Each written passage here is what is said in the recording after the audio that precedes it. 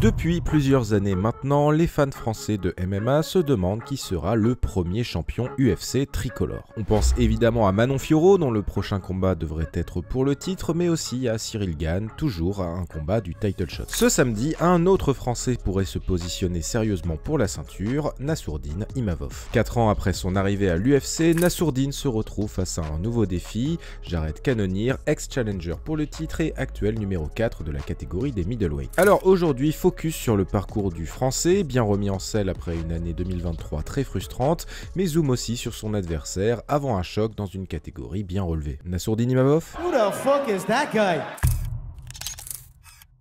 Cette vidéo vous est présentée par notre sponsor Golden CBD, le leader du CBD bio en France, 100% légal. Si vous cherchez des solutions naturelles pour apaiser l'anxiété, améliorer votre sommeil, réduire les inflammations, nous vous invitons à découvrir leur sélection de produits de haute qualité. Ils ont lancé une gamme spéciale sport conçue avec des professionnels et des médecins pour répondre au mieux aux attentes des sportifs. L'équipe Fight Minds recommande cette gamme composée de granules pour limiter les courbatures avec une utilisation simple et rapide, un roll-on à effet froid immédiat pour soulager une douleur et un baume musculaire pour se masser et détendre les muscles, tout ça pour une récupération musculaire optimale. Le lien en description et notre code exclusif FIGHT vous fera bénéficier d'une réduction de 30%, profitez d'une livraison discrète et rapide et découvrez la différence que le CBD peut faire dans votre routine. Il y a un peu plus d'un an, Nassourdine Imavov commençait mal son année 2023. Pour son premier main event, le Français s'inclinait contre le futur champion Sean Strickland, appelé à la rescousse pour sauver la carte après le retrait de dernière minute de Kelvin Gastelum.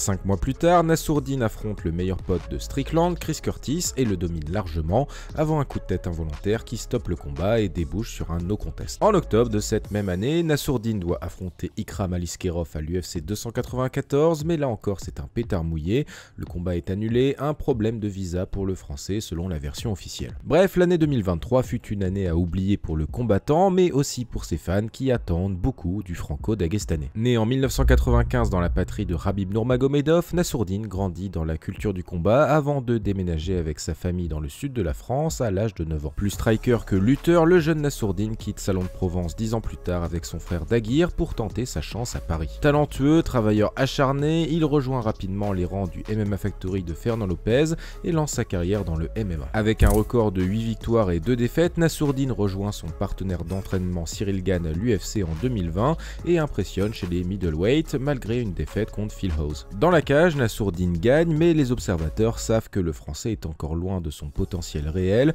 lui qui est décrit comme un acharné de travail à l'entraînement. Bref, après cette ultime débâcle contre Ikram Aliskerov, Imavov prend une grande décision, quitter Fernand Lopez et le MMA Factory pour rejoindre le coach Nicolas Haute. L'objectif, créer une cellule restreinte et familiale autour de Nassourdine, lui qui est souvent resté dans l'ombre de Cyril Gane. Le premier test du Nassourdine 2.0 est réussi, une victoire contre le grappleur d'élite Roman Dolidze et un retour en grâce plus d'un an après sa dernière victoire chez les pros. Après ce succès, la décision est prise, le duo Imavov-Hoth va perdurer. Quand on a été affronté Dolidze, numéro 8 mondial, avec tout le danger que ça représente et tout, on était dans le bus et Nassour il était détendu. Il était pas stressé, il était super détendu. On était dans le bus pour se rendre à l'Apex et je le voyais détendu. Et je me disais en fait le mec il est plus détendu que moi le coach. Alors que demain, si ça s'est mal passé ce soir, il sait ce qui va se passer. On connaît les retombées sur sa carrière, on connaît les retombées médiatiques, on connaît les retombées financières. Les retombées, elles sont énormes. Les retombées, une infime partie des retombées, elles auraient été sur moi aussi, mais sur lui, elles sont beaucoup plus intenses aussi. Et il était détendu. Et quand je l'ai vu détendu comme ça, je me suis dit, Nico, il faut que toi aussi tu sois détendu comme ça. Parce que si lui, il est détendu comme ça, toi aussi, tu dois être détendu comme ça. Et jusqu'au moment de rentrer dans la cage, il avait ce relâchement. Après la victoire contre Dolidze, on s'attend à du lourd pour Nassourdine et le Français est servi, il affrontera Jared Cannonier. Alors l'Américain est un visage bien connu des fans. Ancien militaire renvoyé pour sa consommation de marijuana, Jared Cannonier débute sa carrière en 2011 chez les poids lourds et rejoint l'UFC 4 ans plus tard. Dans la cage, Cannonier est un habitué du finish grâce à sa grosse force de frappe, dont sera d'ailleurs victime le Français Cyril Asker en 2016. Après un passage en demi-teinte chez les light heavyweight, l'Américain descend encore d'une catégorie et trouve son équilibre chez les middleweight. Chez les 84 kg, Cannonier ne perd que contre le gatekeeper de luxe Whittaker et le champion Adesanya et aurait pu récemment réclamer un title shot. L'Américain a battu Strickland, devenu champion un an plus tard, et revient d'une grosse performance contre Marvin Vettori, un autre ex-prétendant au titre. Donc Cannonier est un nom très intéressant pour Nassourdine grâce à son CV, mais il représente aussi un beau défi dans la cage. C'est quelqu'un qui mise en termes de game plan beaucoup sur la pression qu'il va mettre.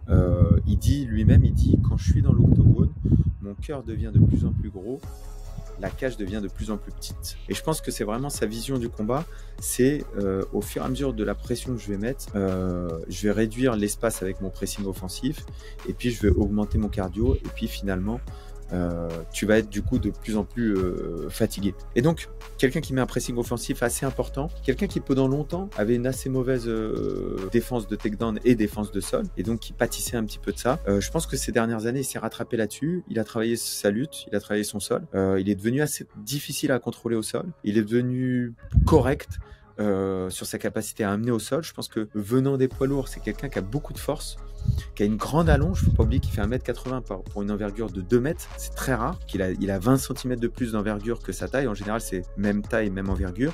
Lui, il a 20 cm de plus, donc il a des bras très longs. Et je pense que c'est ce qui peut surprendre sur son arme la plus forte, c'est-à-dire le 1-2, avec notamment son bras qui va chercher très très loin. Et ça, c'est son arme le plus fort, hein. C'est de loin, hein. C'est son crochet du bras arrière ou son cross du bras arrière. C'est sur cette arme qu'il a touché Vettori, c'est sur cette arme qu'il a touché Whittaker. C'est cette arme que Israel Adesanya a tenté d'éviter au plus pendant le combat. Et c'est cette arme qui peut, donc, pressing offensif, des leg kicks qui sont puissants. On l'a vu contre Anderson Silva quand même, faut pas l'oublier, hein, c'est quelqu'un qui a sorti Anderson Silva sur des low kicks intérieurs, donc des low kicks qui sont très très puissants. Un cross, un direct du bras avant qui est raisonnable, qui touche. Un cross qui touche aussi en allant très loin et qui fait mal, qui peut mettre KO, dont il faut se méfier.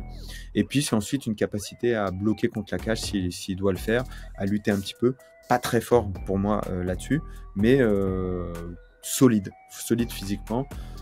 Sans avoir un timing ou une lutte en chaîne incroyable. Au Venom, Nassourdine a donc terminé son training camp, bien aidé par son partenaire d'entraînement Ahmed Salamov, mais aussi par Jorik Montagnac, Benoît Saint-Denis, son frère Daguirre en pleine préparation pour un combat pour le titre chez Ares, mais aussi par la légende Jérôme Le Banner. Tous le savent, c'est un rendez-vous déterminant pour Nassourdine et une belle opportunité pour se rapprocher du title shot. Malheureusement, la catégorie des middleweight a en 2024 un grand nombre de prétendants, c'est un peu compliqué donc je vais essayer de faire vite. Donc en janvier dernier, Dricus du Plessis est devenu le nouveau champion en battant Sean Strickland. Sean Strickland vient de battre Paulo Costa et demande donc une revanche légitime. Seulement, l'UFC frétille a l'idée de faire revenir Israel Adesanya pour affronter Dricus du Plessis, les deux hommes n'arrêtant pas de se trash talk depuis plus d'un an sous fond d'identité africaine. Le 18 août, UFC 305 à Perth en Australie, où pourrait avoir lieu ce du Plessis Adesanya selon les rumeurs. Rajoutez à ça Imavov Cannonier, mais aussi et surtout, le même mois, Khamzat Chimaev contre Robert Whittaker, clairement la finale pour le titre de Challenger. On n'oublie pas les autres talents émergents, Brendan Allen, Caio Borraio, Michel Pereira, Anthony Hernandez, Bonical et même l'ancien champion Kamaru Usman qui peut monter de catégorie.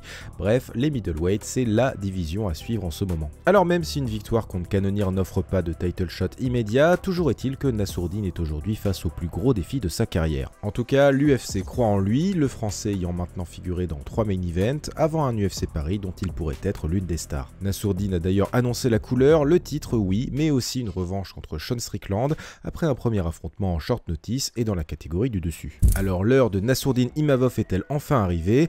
Réponse ce samedi et c'est exclusivement sur RMC Sport. Voilà, cet épisode de Focus est désormais terminé, j'espère qu'il vous a plu. Pensez à liker, à commenter et à vous abonner à Fight Minds pour plus de contenu sur le MMA. Et quant à moi, je vous dis à lundi prochain.